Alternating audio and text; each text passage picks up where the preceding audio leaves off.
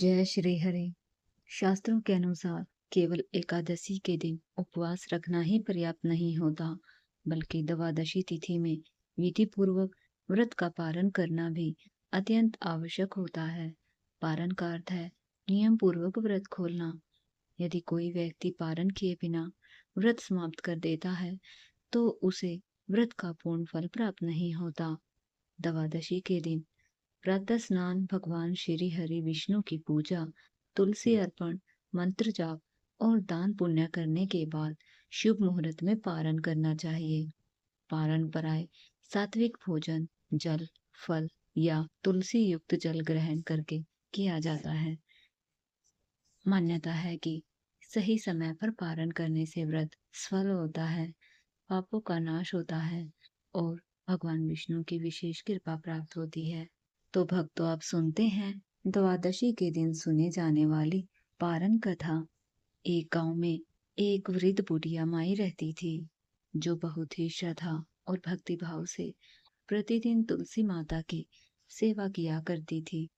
वह सुबह सुबह स्नान करके स्वच्छ वस्त्र धारण करती, आंगन में लगी तुलसी माता के पास जाती और उन्हें जल चढ़ाती, दीपक जलाती और हाथ जोड़कर विनम्र भाव से प्रार्थना करती। वह बड़े प्रेम से कहती, हे तुलसी माता, सत की दाता, मैं तेरा विरवा सींचती हूँ। मुझे बहू दे, पीताम्बर की धोती दे, मीठा मीठा ग्रास दे, वैकुंठ में वास दे, चटक की चाल दे, पटक की मौत दे, चंदन का काठ दे, रानी सा राज दे, दाल भात का भोजन दे, ग्यारस की मौत दे और श्री कृष्ण जी का कंधा दे।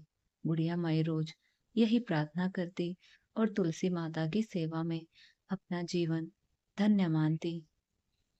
तुलसी माता प्रतिदिन उसकी यह प्रार्थना सुनती।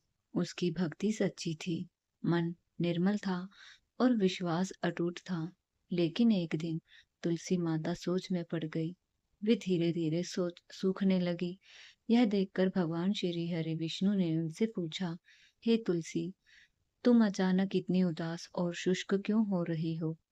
तब तुलसी माता ने विनम्रता से कहा, प्रभु, एक बुढ़िया माई प्रतिदिन आती है और मुझसे अनेक वरदान मांगती है। मैं उसकी सच्ची भक्ति से प्रसन्न होकर सब कुछ देने को तैयार हूँ। पर एक ऐसा वर मांगती है जो मेरे लिए कठिन है। वह कहती है, मुझे श्री कृष्ण जी का कंधा दे। प्रभु, मैं यह वरदान कैसे पूर्ण करूं? यह सुनकर भगवान मुस्कुराए और बोले, हे तुलसी, चिंता मत कर। जब उस बुढ़िया माई का अंतिम समय आएगा, तब मैं स्वयं उसके लिए कंधा देने जाऊंगा। तुम उसे यही आश्वासन देना। समय बीतता गया। बुढ़िया माई पहले की तरह भक्ति करती रहती। अंततः एक दिन उसका जीवन पूर्ण हुआ और उसकी मृत्यु हो गई। गांव के सभी लोग उसके अंतिम संस्कार के लिए इकट्ठा हुए, परंतु जब उसे उठाकर शमशान ले जाने का समय आया, तो आश्चर्य हुआ कि उसकी अर्थी किसी से नहीं उठी। चाहे कितने ही लोग प्रयास करते, उसका शरीर मानो पर्वत के समान भारी हो गया हो। सभी लोग हैरान और चिंतित हो गए कि ऐसा क्यों हो रहा है। तभी वहां एक 12 वर्ष का सुंदर बालक आया। उसके मुख पर अद्भुत तेज था और उसकी मुस्कान अत्यंत दिव्य थी। बालक ने सब लोगों से कहा, यदि आप लोग अनुमति दे, तो मैं इस बुढ़िया माई के कान में एक बात कहूँ। जैसे ही मैं कहूँगा, यह हल्की हो जाएगी। लोगों ने आश्चर्य से उसे देखा, पर उसकी दिव्यता देखकर अनुमति दे दी। वह बालक बुढ़िया माई के पास गया और उसके कान में धीरे से बोला, बुढ़िया माई, मन की निकाल ले, पीताम्बर की धोती ले, मीठा मीठा ग्रास ले, बैकुंठ का वास ले, चटक की चाल ले, पटक की मोत ले और श्री कृष्ण जी का कंधा ले। जैसे ही यह वचन उसके कानों में पड़े, बुढ़िया माई का शरीर हल्का हो गया। सब लोग आश्चर्यचकित रह गए। तब सभी समझ गए यह कोई साधारण बालक नहीं, स्वयं भगवान श्री कृष्ण ही थे, जिन्होंने अपने भक्त की सच्ची भक्ति से प्रसन्न होकर वचन निभाने के लिए बाल रूप धारण किया था। भगवान ने स्वयं बुढ़िया माई को कंधा लिया और उसे वैकुंठ धाम की प्राप्ति हुई। उसकी आत्मा को मोक्ष मिल गया। यह कथा सिखाती है कि सच्चे मन, श्रद्धा और विश्वास से की गई भक्ति कभी व्यर्थ नहीं जाती। तुलसी माता और भगवान श्री कृष्ण अपने भक्तों की पुकार अवश्य सुनते हैं। जो व्यक्ति निष्कपट भाव से पूजा करता है, उसे अंततः भगवान का आशीर्वाद, सुख शांति और मोक्ष की प्राप्ति होती है। हे तुलसी माता, जैसे आपने उस बुढ़िया माई को मुक्ति प्रदान की, वैसे ही हम सभी भक्तों पर अपनी कृपा बरसाए रखना। एक समय की बात है, देवताओं, दानवों और ऋषि मुनियों से भरी इस सृष्टि में एक समय ऐसा आया जब महाशक्तिशाली दैत्य का जन्म हुआ, जिसने 3 लोकों में भय और हलचल मचा दी। उसका नाम था दैत्य राज जालंधर। उसकी कथा केवल एक राक्षस की कथा नहीं, बल्कि पतिव्रता धर्म, भक्ति, श्राप और भगवान की लीला और तुलसी विवाह की उत्पत्ति से जुड़ी एक अत्यंत पवित्र और गूढ़ कथा है। कहा जाता है कि एक बार भगवान देवादिदेव महादेव शिव अत्यंत गहन तप और क्रोध की अवस्था में थे। उनके तेज का प्रभाव इतना प्रचंड था कि उसे संसार सहन नहीं कर सकता था। उसी समय भगवान शिव ने अपने दिव्य तेज को समुद्र में फेंक दिया। वह तेज साधारण नहीं था, वह स्वयं शिव की अपार शक्ति का अंश था। जब वह तेज समुद्र में गिरा, तब समुद्र की लहरें विचलित हो उठी, दिशाएं कांपने लगी और समस्त देवता आश्चर्यचकित हो गए। समुद्र ने उस तेज को अपने भीतर धारण किया और समय आने पर उसी तेज से एक अत्यंत तेजस्वी, दिव्य और असाधारण बालक का जन्म हुआ। उस बालक के जन्म के समय आकाश में अद्भुत प्रकाश फैल गया। उसकी आंखों में अग्नि जैसा तेज था, शरीर से अपार शक्ति छलक रही थी। समुद्र ने स्वयं अपने पुत्र के समान पाला। क्योंकि उसका जन्म जल से हुआ था, इसलिए उसका नाम रखा गया जालंधर। जालंधर बचपन से ही अत्यंत पराक्रमी, बुद्धिमान और अद्भुत शक्तियों से संपन्न था। जैसे जैसे वह बड़ा हुआ, उसकी शक्ति और अहंकार दोनों बढ़ते गए। उसने कठोर तपस्या कर देवताओं से अनेक वरदान प्राप्त किए। उसकी वीरता इतनी अधिक थी कि बड़े बड़े देवता भी उससे भयभीत रहने लगे। उसने दैत्यों का विशाल साम्राज्य स्थापित किया और एक भव्य नगरी बसाई, जिसका नाम रखा जालंधर नगरी। वही स्थान आगे चलकर जालंधर के नाम से प्रसिद्ध हुआ। कुछ समय बाद जालंधर का विवाह दैत्यराज कालनेमी की परम सुंदरी, सती साध्वी और पतिव्रता कन्या वृंदा से हुआ। वृंदा केवल रूपवती ही नहीं, बल्कि अत्यंत धार्मिक, तपस्विनी और भगवान विष्णु की अनन्य भक्त थी। उसका पतिव्रत धर्म इतना महान था कि उसके सतीत्व की शक्ति से स्वयं जालंधर अजय हो गया। जब तक वृंदा का पतिव्रत अटूट था, तब तक जालंधर को कोई पराजित नहीं कर सकता था। विवाह के बाद जालंधर का साम्राज्य और भी शक्तिशाली हो गया। उसने देवताओं पर आक्रमण करना शुरू कर दिया। इंद्र, वरुण, कुबेर सभी देवता उसके सामने असहाय हो गए। स्वर्गलोक पर स्वर्गलोक तक कांप उठा। जालंधर अपनी शक्ति की मद में इतना चूर हो गया कि उसने स्वयं माता लक्ष्मी को पाने की इच्छा प्रकट कर दी। वह सोचने लगा कि यदि लक्ष्मी उसके पास होगी तो उसका वैभव और अधिक बढ़ जाएगा।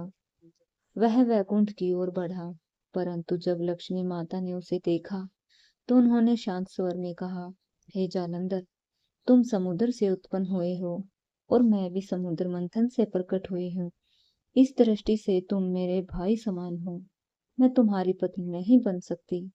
यह सुनकर जालंधर क्रोधित हो गया, परंतु वहां से लौट आया। अब उसकी दृष्टि माता पार्वती पर पड़ी। उसने सोचा, यदि मैं कैलाश की अधिष्ठात्री माता पार्वती को प्राप्त कर लूं, तो संसार में मुझसे बड़ा कोई नहीं होगा। अपने इसी अहंकार में वह कैलाश पर्वत की ओर चल पड़ा। कैलाश पर्वत पहुंचकर उसने भगवान शिव का ही रूप धारण कर लिया, ताकि माता पार्वती को भ्रमित कर सके। परंतु शिव के वेश में माता पार्वती के समीप पहुंचा। परंतु जगत जननी पार्वती कोई साधारण स्त्री नहीं थी, वे आदिशक्ति थी। उन्होंने अपने योग बल से तुरंत पहचान लिया कि यह उनके स्वामी नहीं, बल्कि छल पूर्वक आया हुआ दैत्य जालंधर है। माता पार्वती अत्यंत क्रोधित हुई। उन्होंने तुरंत वहां से अंतर्ध्यान होकर भगवान विष्णु को यह समस्त वृत्तांत सुनाया और कहा, हे नारायण, यह दैत्य अपनी मर्यादा भूल चुका है, अब इसका अंत आवश्यक है। भगवान विष्णु ने ध्यान लगाया और तुरंत समझ गए कि जालंधर की शक्ति का मूल उसकी पत्नी वृंदा का पतिव्रत धर्म है। जब तक वृंदा का सतीत्व अक्षुण्ण नहीं हो जाएगा, तब तक जालंधर को स्वयं महादेव भी नहीं मार सकते।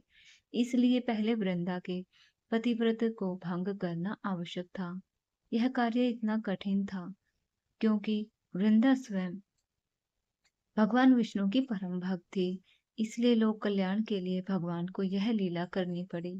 एक दिन जब जालंधर कैलाश पर्वत पर भगवान शिव से भीषण युद्ध कर रहा था, उसी समय भगवान विष्णु ने एक वृद्ध ऋषि का रूप धारण किया और उस वन में पहुंचे जहां वृंदा अकेली भ्रमण कर रही थी। भगवान के साथ दो मायावी राक्षस भी थे, जो देखने में अत्यंत भयानक थे। उन्हें देखकर वृंदा भयभीत हो गई। तभी ऋषि रूपी भगवान ने अपने तेज से उन दोनों राक्षसों को पल भर में भस्म कर दिया। यह देखकर वृंदा को विश्वास हो गया, यह कोई महान तपस्वी है। वृंदा ने हाथ जोड़कर विनती की, हे मुनिवर, मेरे पति जालंधर इस समय कैलाश पर्वत पर भगवान शिव से युद्ध कर रहे हैं। कृपया मुझे बताइए कि वे सुरक्षित है या नहीं। भगवान विष्णु ने अपनी माया से दो वानर उत्पन्न किए। एक वानर के हाथ में जालंधर का सिर था और दूसरे के हाथ में धड़। यह देखकर वृंदा का हृदय फट गया। वह चीख पड़ी और मूर्छित होकर भूमि पर गिर पड़ी। कुछ समय जब बाद उसे होश आया तो वह विलाप करने लगी, हे मुनिवर, यदि आपके पास ऐसी शक्ति है तो कृपा करके मेरे पति को पुनः जीवित कर दीजिए। भगवान ने अपनी माया से सिर और धड़ को जोड़ दिया, परंतु उसी क्षण स्वयं भगवान विष्णु उस शरीर में प्रवेश कर गए और जालंधर का रूप धारण कर लिया। वृंदा को तनिक भी संदेह नहीं हुआ। उसने समझा कि उसका पति जीवित लौट आया है। वह अपने पतिव्रता धर्म के अनुसार जालंधर बने भगवान के साथ रहने लगी। उसी क्षण उसका सतीत्व भंग हो गया। उधर कैलाश पर जैसे ही वृंदा का पतिव्रत टूटा, जालंधर की रक्षा शक्ति समाप्त हो गई। भगवान शिव ने अपने त्रिशूल से उसका वध कर दिया। इस प्रकार दैत्यराज जालंधर का अंत हुआ। कुछ समय बाद वृंदा को सत्य का ज्ञान हुआ। उसे पता चला यह सब भगवान विष्णु की लीला थी और उसी छल के कारण उसका पतिव्रत भंग हो गया। वह क्रोध, पीड़ा और अपमान से भर उठी। उसने रोते हुए कहा, हे विष्णु, मैंने आपको अपना आराध्य माना, आपकी भक्ति की, और आपने ही मेरे साथ छल किया। आपने मेरे हृदय को तोड़ दिया। इसलिए मैं आपको श्राप देती हूँ, आप हृदयहीन शिला बन जाएं। भगवान विष्णु ने शांत भाव से उसका श्राप स्वीकार कर लिया। वे शालिग्राम बन गए। जब सृष्टि पालन करता ही शिला रूप में स्थापित हो गई, तब ब्रह्मांड में असंतुलन उत्पन्न हो गया। देवता चिंतित हो उठे। सभी देवताओं ने वृंदा से प्रार्थना की, हे सती, कृपा करके भगवान को श्राप मुक्त करो, संसार का संतुलन बिगड़ रहा है। वृंदा का क्रोध शांत हुआ। उसने भगवान को श्राप मुक्त कर दिया, परंतु उसके हृदय का दुख इतना गहरा था कि उसने संसार त्यागने का निश्चय कर लिया। उसने अग्नि में प्रवेश कर आत्मदाह कर लिया। जहां वृंदा की भस्म गिरी, वहां एक दिव्य, सुगंधित और पवित्र पौधा उत्पन्न हुआ। वह था तुलसी का पौधा। भगवान विष्णु स्वयं प्रकट हुए और बोले, हे वृंदा, तुम्हारे सतीत्व, भक्ति और पतिव्रत पवित्रता के कारण मुझे लक्ष्मी से भी अधिक प्रिय हो गई हो। अब तुम तुलसी के रूप में सदा मेरे साथ रहोगी। मेरी पूजा तुम्हारे बिना कभी पूर्ण नहीं होगी। तभी से तुलसी माता को भगवान विष्णु की प्रिया माना गया। शालिग्राम रूप में भगवान और तुलसी रूप में वृंदा का विवाह कार्तिक मास की देवउठनी एकादशी के दिन मनाया जाने लगा। इसे ही तुलसी विवाह कहते हैं। जो मनुष्य श्रद्धा और भक्ति से तुलसी विवाह करता है, उसे इस लोक में सुख, शांति, समृद्धि और परलोक में मोक्ष की प्राप्ति होती है। जिस घर में तुलसी माता का वास होता है, वहां अकाल मृत्यु नहीं होती। यमदूत भी बिना समय के प्रवेश नहीं करते। मृत्यु के समय यदि किसी के मुख में तुलसी दल और गंगा जल दिया जाए, वह पापों से मुक्त होकर वैकुंठ धाम को प्राप्त होता है। आज भी जालंधर नगरी उसी दैत्यराज जालंधर के नाम से प्रसिद्ध है। वहां सती वृंदा देवी का मंदिर स्थित है, जहां भक्त सच्चे मन से पूजा करते हैं। मान्यता है, जो भक्त लगातार 40 दिनों तक श्रद्धा से वहां पूजा करता है, उसके सभी मनोरथ पूरे होते हैं। प्राचीन समय की बात है। एक छोटे से गांव में एक बहुत ही सरल, शांत स्वभाव वाली, धर्मपरायण कन्या रहती थी। बचपन से ही उसका मन भगवान की भक्ति, पूजा पाठ और व्रत उपवास में लगता था। वह घर के सभी काम बड़ी लगन से करती और अपने माता पिता की आज्ञा का पालन करती। उसकी सबसे बड़ी विशेषता यह थी, उसे तुलसी माता के प्रति अटूट श्रद्धा थी। वह तुलसी माता को केवल एक पौधा नहीं मानती थी, बल्कि उन्हें साक्षात माता लक्ष्मी और भगवान विष्णु का पवित्र स्वरूप समझती थी। बचपन से ही उसने यह नियम बना लिया था कि जब तक वह तुलसी माता की पूजा नहीं करेगी, तब तक अन्न ग्रहण नहीं करेगी। प्रतिदिन प्रातः काल वह सूर्योदय से पहले उठ जाती, स्नान कर स्वच्छ वस्त्र धारण करती और आंगन में लगे तुलसी के चौरे के पास जाती, बड़े प्रेम से तुलसी माता को जल अर्पित करती, दीपक जलाती, रोली अक्षत चढ़ाती और परिक्रमा करती। हाथ जोड़कर प्रार्थना करती, हे तुलसी माता, मेरे जीवन में सदैव सुख, शांति और धर्म बना रहे। मेरे परिवार पर अपनी कृपा बनाए रखना। पूजा पूरी होने के बाद ही वह भोजन करती। उसके माता पिता उसकी भक्ति को देखकर बहुत प्रसन्न होते और कहते, बेटी, तेरी सच्ची श्रद्धा एक दिन अवश्य फल देगी। समय के साथ कन्या बड़ी हुई, विवाह योग्य हो गई। माता पिता ने उसके लिए एक अच्छे, संस्कारी और संपन्न परिवार का वर ढूंढा। शुभ मुहूर्त में बड़े हर्ष और धूमधाम से उसका विवाह संपन्न हुआ।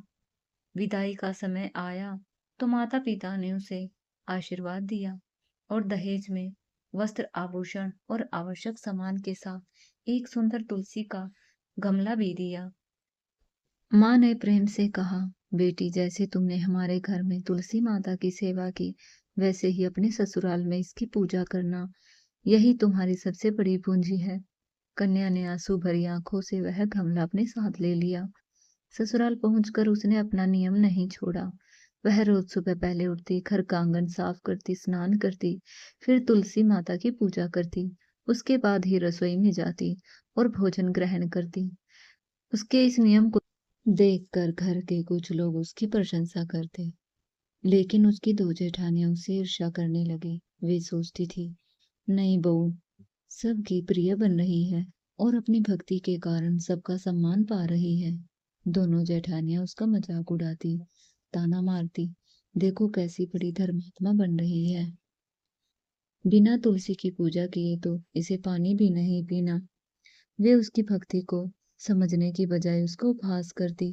छोटी बहू शांत स्वभाव की थी, वह कभी किसी से विवाद नहीं करती। एक दिन दोनों जेठानियों ने उसे परेशान करने के लिए तुलसी माता का गमला छिपा दिया। सुबह जब वह उठी तो गमला अपनी जगह पर नहीं था। वह घबरा गई। उसने पूरे आंगन, रसोई, छत और घर के हर कोने में ढूंढा, लेकिन गमला नहीं मिला। जेठानियां दूर खड़ी हंस रही थी। बहुत खोजने के बाद उसे गमला एक कोने में मिला। उसने तुरंत उसे साफ किया, पूजा की और भोजन किया। लेकिन जेठानियों की शरारत यहाँ नहीं रुकी। वे रोज गमला कहीं न कहीं छिपा देती और छोटी बहू को परेशान करती। फिर भी वह धैर्य नहीं खोती। वह हर दिन तुलसी माता को ढूंढती, उनकी पूजा करती और अपना नियम निभाती। उसकी श्रद्धा देखकर स्वयं तुलसी माता भी प्रसन्न थी। एक दिन दोनों जेठानियों ने सोचा, आज ऐसा करेंगे कि यह गमला कभी नहीं मिलेगा। उन्होंने तुलसी माता का गमला उठाया और घर से बहुत दूर जाकर फेंक दिया। सुबह जब छोटी बहू पूजा करने उठी तो गमला फिर गायब था। उसने पूरा घर आसपास के स्थानों पर खोजा, इस बार गमला नहीं मिला। वह बहुत दुखी हो गई। उसकी आंखों में आंसू बहने लगे। उसने सोचा, आज मैं तुलसी माता की पूजा कैसे करूंगी। बिना पूजा किए मैं भोजन भी नहीं कर सकती। उस दिन उसने अन्न का एक दाना ग्रहण नहीं किया। वह भूखी प्यासी तुलसी माता को याद करती रही। उसका मन बहुत व्याकुल था, लेकिन उसकी श्रद्धा अटल थी। सच्चे मन से प्रार्थना की, हे तुलसी माता, यदि मेरी भक्ति सच्ची है तो मुझे दर्शन दीजिए। मैं आपके बिना भोजन नहीं कर सकती। भक्त की पुकार भगवान और देवी देवता अवश्य सुनते हैं। उसी रात तुलसी माता उसकी सच्ची भक्ति से अत्यंत प्रसन्न हुई। उन्होंने सोचा, यह कन्या सच्चे मन से मेरी सेवा करती है, इसे अब और कष्ट नहीं होना चाहिए। अगली सुबह जब छोटी बहू नींद से उठी तो उसने जो दृश्य देखा, उसे देखकर उसी की आंखें खुशी से भर गई। उसने देखा उसकी खाट के चारों कोनों पर तुलसी माता के सुंदर गमले प्रकट हुए हैं। पूरा कमरा दिव्य सुगंध से भर गया। वह आश्चर्यचकित रह गई और हाथ जोड़कर तुलसी माता को प्रणाम किया और बोली, हे माता, आपने मेरी लाज रख ली। अब कोई आपको मुझसे दूर नहीं कर सकेगा। वह तुरंत स्नान करने आई और पूरे श्रद्धा भाव से तुलसी माता की पूजा की और प्रसन्न मन से भोजन करने बैठ गई। तभी उसकी दोनों जेठानियां ताना मारते हुए बोली, लो आज फिर नियम धर्म पूरा हो गया। पूजा कर ली क्या? छोटी बहू ने शांत स्वर में कहा, हाँ दीदी, पूजा कर ली। वे हंसते हुए बोली, कैसे कर ली? गमला तो हमने बहुत दूर फेंक दिया था। छोटी बहू ने विनम्रता से कहा, यदि विश्वास ना हो तो मेरे कमरे में चलकर देख लीजिए। दोनों जेठानियां उसके कमरे में गई। वहां का दृश्य देखकर स्तब्ध रह गई। खाट के चारों कोनों पर तुलसी माता के दिव्य गमले विराजमान थे। यह देखकर उनके चेहरे से शर्म से छुप गए। अब उन्हें समझ आ गया कि यह कोई साधारण बात नहीं, बल्कि तुलसी माता की कृपा है। दोनों की आंखों में पश्चाताप के आंसू थे। वे छोटी बहू के चरणों में गिर गई और बोली, देवरानी, हमें क्षमा कर दो। हमने तुम्हारी सच्ची भक्ति का मजाक उड़ाया। तुम हमें कष्ट तुम्हें हम बहुत कष्ट दिया, लेकिन तुम्हारी सच्ची श्रद्धा निकली। हमसे बहुत बड़ी भूल हो गई। छोटी बहू का हृदय कोमल था। उसने उन्हें तुरंत उठाया और प्रेम से कहा, दीदी, आप मुझसे बड़ी हैं। मुझे आपसे कोई शिकायत नहीं। तुलसी माता सबको सद्बुद्धि देती है। मैं आपको कैसे दोष दूं? उनकी विनम्रता और क्षमा भाव ने सभी का हृदय जीत लिया। उस दिन से घर का वातावरण बदल गया। दोनों जेठानियां भी तुलसी माता की पूजा करने लगी, छोटी बहू का सम्मान करने लगी।